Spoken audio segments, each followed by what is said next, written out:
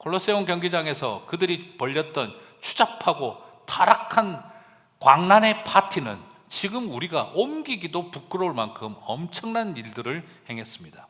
사람을 죽이고 박해하는 일을 스포츠 경기 보듯이 엔터테인먼트로 즐겨왔던 그 사람들이 얼마나 많은 중독에 빠져서 그 환각 파티를 벌이고 있었는지는 짐작하고도 남을 수 있습니다.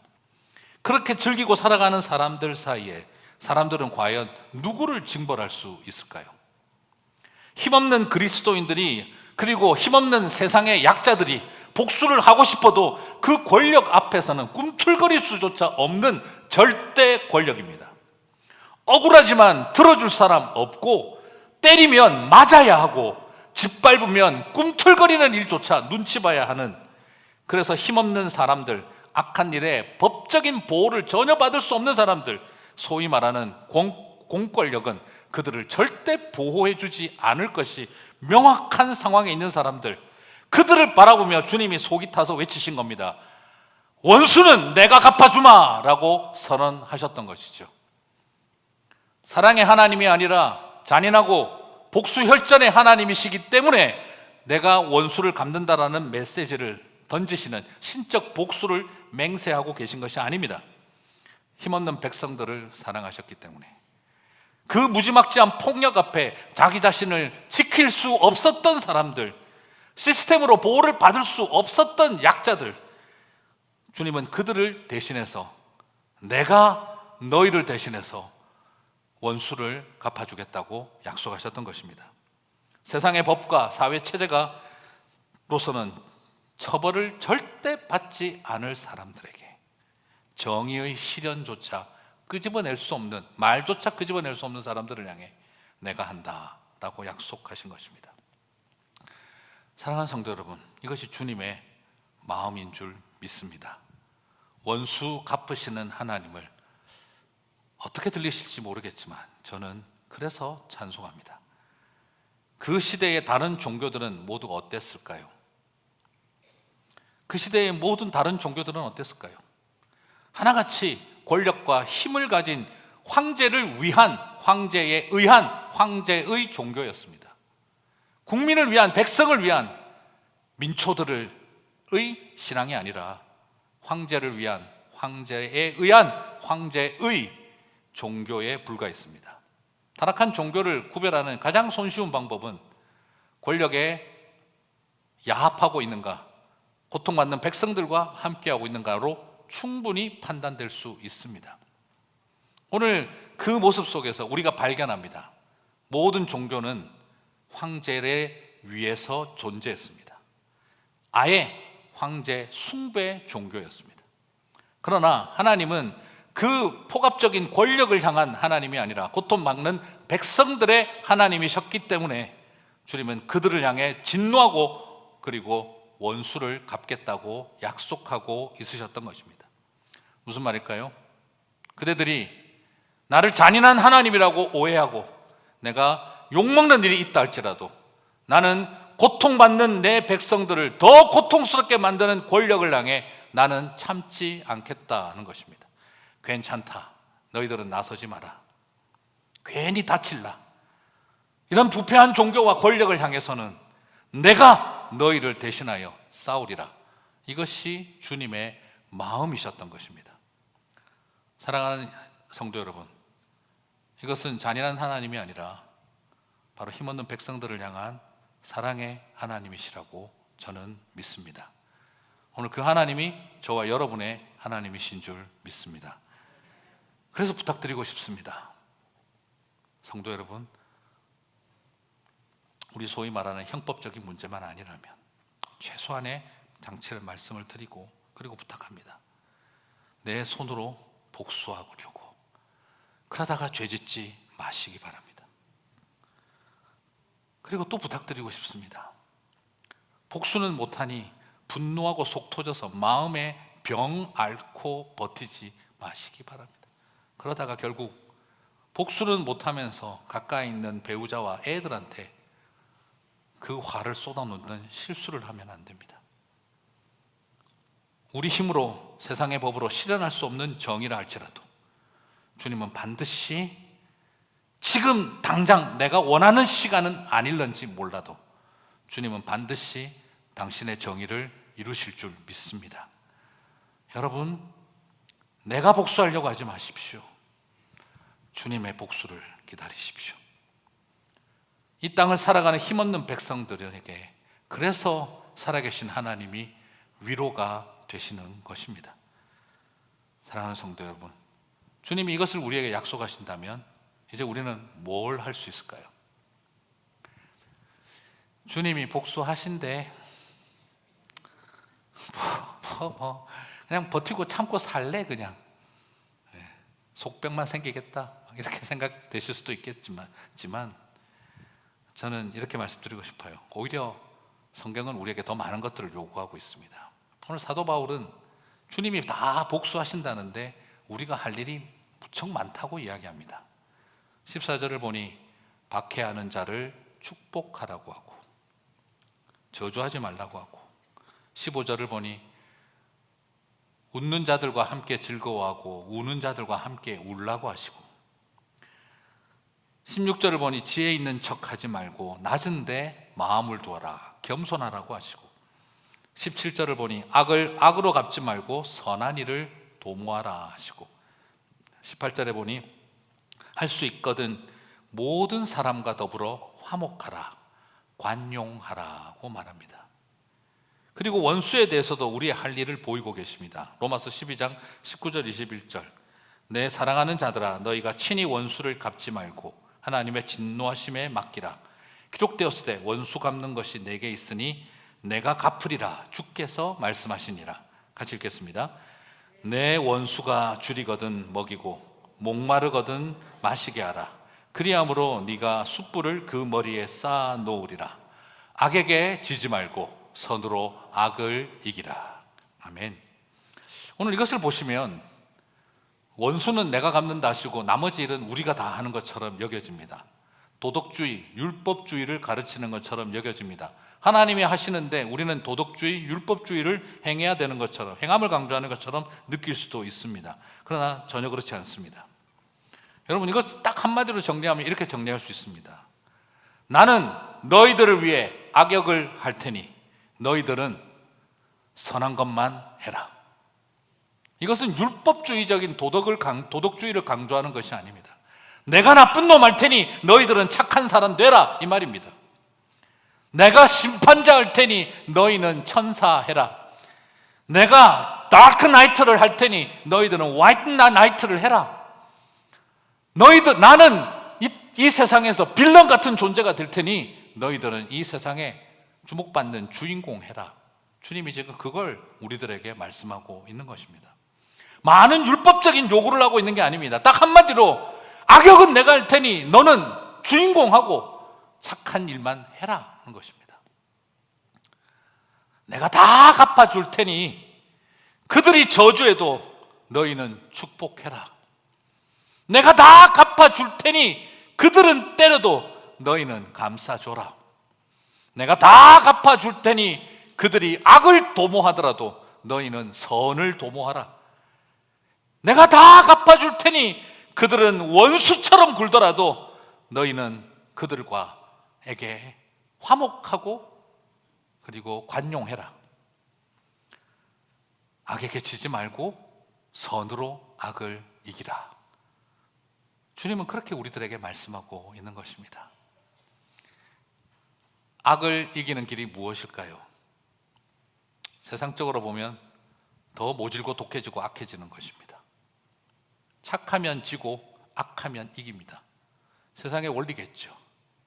악을 이기는 방법은 내가 더 악해지는 거고, 악을 이기기 위해서는 괴물이 되어야 한다. 세상의 논리 맞습니다. 그러나 하나님의 사람들에게는 그것을 말하고 있지 않습니다. 선으로 악을 이기라. 저주하지 말고 축복하고, 못 먹거든 먹이고 마실 물 떠주면서 선으로 악을 이기라. 사랑하는 성도 여러분, 악역은 내가 하마. 주님이 말씀하신 다음 욕은 내가 먹을 테니 너희들은 칭찬만 받아라. 이것이 주님의 마음입니다. 이것을 도덕주의, 율법주의 같은 말로 설명하고 싶지 않습니다. 욕은 내가 먹을 테니 너희들은 칭찬받는 일만 해라. 이것이 주님의 마음입니다. 현실과 상황은 우리에게 감정을 상하게 합니다. 부탁드리고 싶어요. 상황과 내 감정이 여러분의 태도, 애티튜드를 되게 하지 마시기 바랍니다. 현실과 감정이 나의 애티튜드가 되고 나의 행동이 되지 않게 해야 합니다. 성령의 감동과 은혜가 우리의 태도, 애티튜드가 되고 우리의 행동이 되어야 합니다. 사랑하는 성도 여러분, 성도는 이 세상의 태도와 행동과 다를 수밖에 없습니다. 그것이 복음의 은혜이기 때문입니다. 부탁드리고 싶습니다. 여러분의 감정이 태도가 되고 여러분의 감정이 말이 되고 여러분의 감정이 행동이 된다면 주님이 우리를 위해 악역을 하실 이유가 없습니다. 우리의 감정이 태도가 되고 우리의 감정이 언어가 되고 우리의 감정이 행동이 된다면 주님이 우리를 대신해서 악역을 하실 이유가 없습니다. 우리가 만약 그렇게 산다면 주님이 선한 일을 하시겠죠. 그 말은 우리가 악해졌다는 뜻이 되지 않겠습니까? 주님의 악역이 의미 없는 악역 되지 않게 해야 합니다. 그래서 이 모든 것은 율법이나 도덕주의가 아니라 사람다움입니다. 이것이 복음을 알고 있는 사람이라면 그렇게 살 수밖에 없는 일이라는 것입니다. 맞아요. 박해하는 원수를 저주하지 않고 축복하는 거 쉽지 않습니다. 차라리 내가 빌런이 되고 말지, 내가 악역이 되고 내가 괴물이 되는 게 낫지. 그러나 주님은 우리들에게 부탁하고 있습니다. 이게 어떻게 가능할까? 여러분, 이게 가능할까요? 솔직히 이게 말은 쉽지 이게 됩니까? 이게 오늘 주님은 말씀을 통해서 로마서 말씀을 통해 그 방법의 첫 단추를 가르쳐주고 있습니다. 12장 15절 같이 읽겠습니다. 즐거워하는 자들과 함께 즐거워하고 우는 자들과 함께 울라. 쉬워 보이죠? 쉬워 보이시죠? 네, 가벼워지면 되겠네. 잘 웃고 잘 울고. 네. 완전 사람 가벼워지면 이제 감성적 인간 되면 되겠구나. 아닙니다. 그렇게 쉬운 거 아닙니다. 여러분, 함께 즐거워하는 것 그리고 함께 울 수 있는 것, 그것은 감정의 연대의식입니다. 감정의 연대가 있을 때 우리는 사람다워지는 것입니다. 복음의 사람, 그리스도인들 다워지는 것입니다. 여러분, 사람들의 그 기쁨을 함께 기뻐할 수 있는 마음이 되고 사람들의 고통과 눈물과 함께 울 수 있는 사람이 되는 게 그것이 복음의 사람의 길입니다. 많은 분들이 내가 예수님을 믿고 복음의 사람이 된다면 머릿속에 자꾸 떠올리는 것이 하나님의 마음을 아는 사람, 성경을 깨달아 하나님에 대한 신학적 지식이 통찰력이 깊어지는 사람, 자꾸 그걸 만족하는데요, 그것이 저와 여러분을 훌륭하게 다 만들어가는 것이 아닙니다. 오늘 로마서는 1장부터 11장까지 열심히 구원받는, 믿음으로 말미암아 구원 얻는 교리를 우리는 할 것이 없고 하나님이 하신다는 그 믿음에 대한 교리를 1장부터 11장까지 가르친 다음에 12장에 제일 먼저 나오는 말이 뭡니까? 같이 웃을 줄 알고 같이 울 줄 알아라, 이 말을 하고 있는 것이죠. 신학을 알고 교리를 아는 것이 우리의 지식과 우리의 사고관을 바꾸는 것만이 아니라 그 모든 것을 알았다면 우리에게 중요한 건 공감의 연대의식, 감정의 연대의식을 가져야 한다는 것입니다. 이것이 복음의 삶을 살아가는 첫 단추라는 거죠. 사랑하는 성도 여러분, 하나님의 마음을 잘 알고 신학적 지식이 부족해서 오늘날 그리스도인들이 위선자라는 말을 듣는 게 아닙니다. 하나님의 마음도 열심히 알고 기도해서 하나님의 음성도 듣고 성경을 연구해서 신학적인 지식도 깊은데 사람들과 함께 울 줄 모르고 사람들과 함께 웃지 못하기 때문에 위선자가 되는 것입니다. 하나님에 대한 지식이 부족해서 위선자가 되는 게 아닙니다. 함께 웃어주지 않는 사람들, 함께 울지 못하는 사람들이 그리스도인들이 될 때 그 모든 지식과 내가 들었던 음성은 다 위선입니다. 오늘 그러므로 다시 부탁드리고 싶습니다. 깨달음이 웃음이 되고 미소가 되고 눈물이 되기를 주님의 이름으로 축복합니다. 내가 사람들과 함께 기뻐하지 못하는 것 때문에 심각하셔야 되고 회개하셔야 됩니다. 내가 사람들과 함께 울어주지 못하는 것 때문에 부끄러워하고 하나님 앞에 엎드려야 합니다. 그것을 잃어버린 채 우리가 쌓아놓은 수많은 종교적인 것들은 우리를 더 심각한 위선자로 만들어버릴 것을 알기 때문입니다. 맞아요. 세상에는 잘된 사람만 있는 게 아니라 잘난 인간들도 있습니다. 세상에는 아픈 사람만 있는 게 아니라 나쁜 인간들도 있습니다. 그래서 다 웃어주고 울어주기 어렵다 하는 그 마음도 압니다. 하지만 솔직히 우리에게 한번 물어봐야 합니다. 정말 우리가 그런 감성의 연대를 잘 하고 있는 걸까? 사실 그게 잘 안 돼요. 예. 심사가 더 나쁠 때는 상대가 울고 있으면 돌아앉아서 혼자 웃고, 심사가 뒤틀릴 때는 상대가 즐거워할 때 뒤에서 배 아파하죠. 그러면 목사님 애티튜드를 바꿉시다. 그 정도는 할 수 있어요. 표정 관리를 말하는 게 아닙니다. 속으로는 배 아파하면서 겉으로는 축하해. 네. 이게 애티튜드가 아닙니다. 저는 지금 얼굴 표정의 애티튜드를 말하고 있는 게 아니라 내 감정의 애티튜드를 말하는 겁니다. 정말 기뻐할 수 있고 정말 함께 울 수 있는 우리의 감성의 회복이 되어지지 않으면 우리가 알고 있는 모든 지식은 위선의 도구가 될 수 있습니다. 그래서 부탁드립니다. 기쁨의 연대가 일어나고 눈물의 연대가 일어나는 저와 여러분이 될 때 우리는 하나님과 영적인 연합이 일어날 것입니다. 그것이 주님의 마음을 아는 길이고 주님이 원하시는 길이라는 것입니다. 성도 여러분, 자꾸 우리가 가진 지식으로 답을 주려고 하지 맙시다. 자꾸 답을 주려고 하고 아무데나 막 성경 구절 들이대고 이러면 사람들이 힘듭니다. 그리고 충고하기 위해서 태어난 사람, 훈수하기 위해 태어난 사람, 그게 그리스도인이 아닙니다. 그냥 같이 울면 될 텐데, 같이 기뻐해 주면 될 텐데 그거 하나 못해서 그것이 우리의 약점이 되고 있는 거죠. 여러분 가끔씩 그냥 보면 제가 자주 하는 말 있잖아요. 맞는 말인데 재수 없게 하는 사람들이 대부분 전반적으로 교회 다니는 사람들이라고. 자꾸 이게 틀린 말은 아닌데 듣고 있으면 자꾸 짜증나게 만드는 탁월한 능력을 갖고 있는 거죠. 그것이 우리가 지금 제일 조심해야 될 부분들입니다. 오히려 지금 우리에게는 언어 생활이 필요한 게 아니라 감정 생활을 다시 새롭게 해야 되는 겁니다. 달라질 것 없는 지옥 같은 직장에서 괴롭게 하루를 버티고 있는데, 무덤 같은 가정에서 참고 버티고 살아가고 있는데 옆에 와가지고 충고를 자꾸 해주는 거죠. 직장 상사한테 칭찬을 해봐. 사람이 바뀌어. 내가 우리 직장 상사 놓고 금식기도 했더니 사람이 바뀌던데. 너도 금식해봐. 남편한테 있잖아, 그렇게 하지 말고 예쁜 옷 입고 맛있는 음식 준비하고, 예쁘게 혹시 뭔지 잘 모르겠지만 하여튼 맛있는 음식 준비하고 좀 애교 부리고 그렇게 해봐. 그리고 교회 가자고 하면 해봐. 여러분, 이런 복음으로 이제 꽃이라고 가르쳤습니까? 왜 그런 말도 안 되는 소리로, 안 그래도 힘든 사람들을 2번 죽이고, 너는 애교도 없다, 음식도 안 한다, 너는 예쁜 옷도 안 입는다. 결국 그 말 아닙니까? 평소에 해가 다니니까 딱 보니까 너 예쁜 옷 안 입지 남편한테, 이 말 아닙니까? 대놓고 이야기를 하면.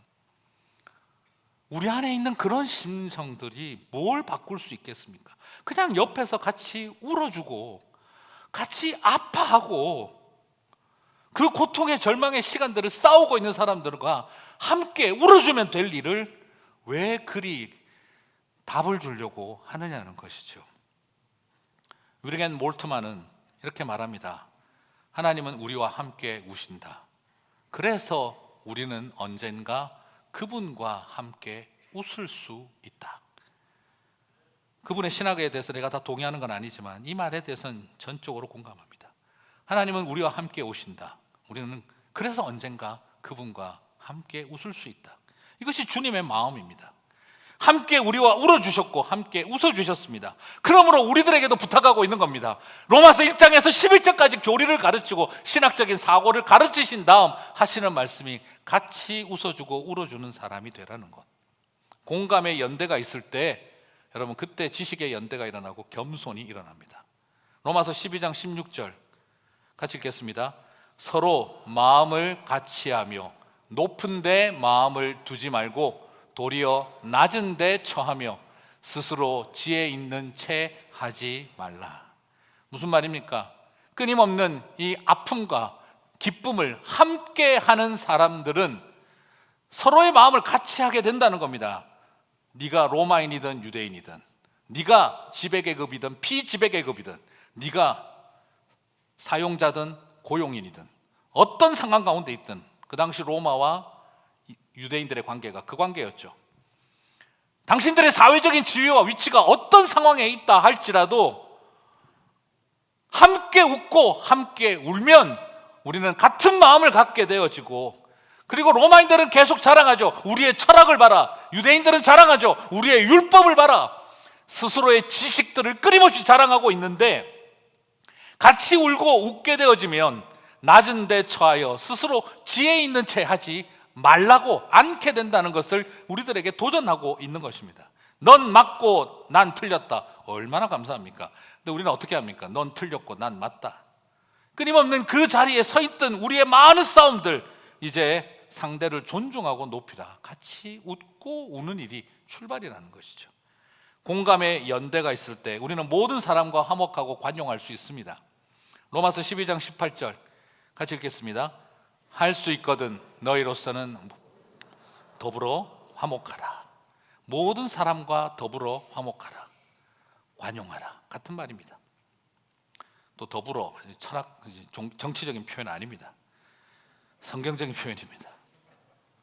천상천하 유아독전처럼 사는 것이 아니라 반대자와 생각이 다른 사람들과도 화목하게 되고, 그리고 그 모든 것들을 이루어가게 되는 것입니다. 네가 유대인이든 로마인이든, 네가 정복자든 피정복자든, 네가 지배계급이든 비지배계급이든 우리는 다 화목하고 관용하게 된다라는 것이죠. 여러분, 오늘날 우리 시대도 보면 너무 이념적인 분쟁과 갈등이 많습니다. 되게 지적인 것처럼 보이지만 굉장히 감정적입니다. 막 이념적인 이야기, 정치 이야기 나오면 입술 떨리고 손 떨리고 난리 납니다. 지식이만 떨게 만드는 게 아니라 감정으로 충만해져 버린 상태입니다.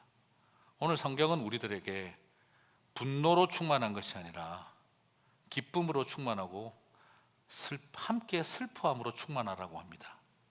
분노하지 말라고 하는 것이죠. 차가워지지 말고, 분노하지 말고. 여러분의 가슴 속에는 불타는 분노와 차가운 분노가 존재하지 않게 해야 합니다. 기뻐하는 감정과 슬퍼할 수 있는 감정이 우리 안에 넘쳐야 합니다. 저는 그렇게 믿습니다. 사람들의 눈물을 알 때 주님의 눈물을 알게 되고, 사람들의 기쁨을 알 때 주님이 왜 기뻐하시는지를 알 수 있습니다. 그렇게 주님의 기쁨과 주님의 눈물을 알아가는 저와 여러분이 되시기를 축복합니다. 악역을 자처하며 원수는 내가 갚는 다시는 주님의 행동을 돌아보며 저는 깨달음을 얻습니다. 이게 주님의 마음이었구나. 말씀을 이제 마무리하겠습니다. 피해자인 너희들이 가해자가 되는 고통을 더 이상 겪지 않게 하겠다. 피해자인 너희들이 가해자가 되는 고통을 더 이상 겪지 않게 하겠다. 너희의 피눈물을 내가 절대 잊지 않으마. 피눈물을 닦은 손에 네 손에 피 묻히지 않게 하겠다. 내가 내 아들을 죽인 자들에게 용서하여 이 땅을 다시 회복시킨 것처럼 너희가 그렇게 원수 갚지 않고 용서한다면 너희의 가정에 회복이 있을 것이다. 너희의 교회에 회복이 있을 것이다. 그리고 너희가 살아가는 이 땅에 회복이 있을 것이다. 너희가 피눈물 흘린 곳에 네 손에 복수의 피를 묻히지 말고 십자가의 보혈만 흐르게 해라. 저는 이것이 은혜인 줄 믿습니다. 하나님이 우리를 참 사랑하셨구나. 이 땅의 연약한 백성들을 사랑하셨구나. 악역은 내가 하고 비난은 내가 당하다 할 테니 너희들은 착한 짓, 이쁜 짓만 해라.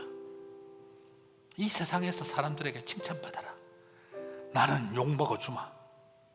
내가 욕먹을 테니 너희는 칭찬받아라. 이걸 율법주의, 도덕주의라고 말하겠습니까? 사람다움입니다. 복음답게 사는 것입니다.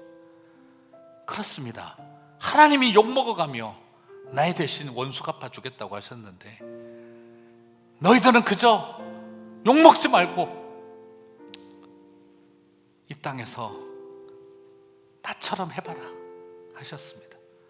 그걸 할 때 우리의 의를 자랑할 수가 없습니다. 그냥 하나님 앞에서 내가 이렇게 사는 게 도리지, 이래야 내가 사람이지, 이래야 내가 기독교인이지, 이래야 내가 복음이지, 복음의 사람이지. 사랑하는 성도 여러분, 그래서 밥 한 술 더 떠주고 물 한 그릇 떠다 주고 추운데 머리에 숯불 들 수 있게 해주고 그리고 저주하지 않고 축복하고 그러면서 같이 웃어주고 같이 울어주며 살아가는 사람들 될 때 우리 하늘 아버지께서 참 고맙다 생각하시지 않겠습니까? 그래서 그런 너를 또 짓밟는다면 나서지 마라. 내가 원수 갚는다. 이것이 하늘 아버지의 마음이라고 저는 믿습니다. 사랑하는 성도 여러분, 할 수만 있다면 화목과 관용과 평화를 이루어가는 저와 여러분 되시기를 바랍니다. 리비아에서 아이시스에게 가족들이 죽고 겨우 죽음의 위기를 건지고 살아난 10살짜리 미리암이라는 소녀에게 인터뷰하는 것을 봤습니다. 아이시스를 향해 어떤 마음이 드느냐? 그 아이는 질문에 하나님께서 그들을 용서해 주실 것을 위해 기도할 것입니다 라고 말하더군요. 진행자가 당황해하며 너도 용서할 수 있겠니? 라고 물어보자 그 아이는 그렇다고 대답하면서 마태복음 5장 43절 44절을 인용하였습니다. 내 이웃을 사랑하고 내 원수를 미워하라 하였다는 것을 너희가 들었으나 나는 너희에게 이르노니 너희 원수를 사랑하며 너희를 핍박하는 자를 위하여 기도하라. 저는 다만 이 말씀에 순종하고 싶습니다. 10살 아이 앞에서 나이든 어른이 그 영상을 보고 울었습니다. 나이가 더 든다고 말씀대로 살아갈 수 있을 거라는 생각은 아닌 거구나. 저는 그때 그 모습을 바라보면서 이것이 하나님께서 우리에게 원하시는 것, 저 10살 아이를 통해 미움으로 가득 찬 이 세상 속에 예수 그리스도의 음성을 전하고 있구나라고 고백하게 됩니다.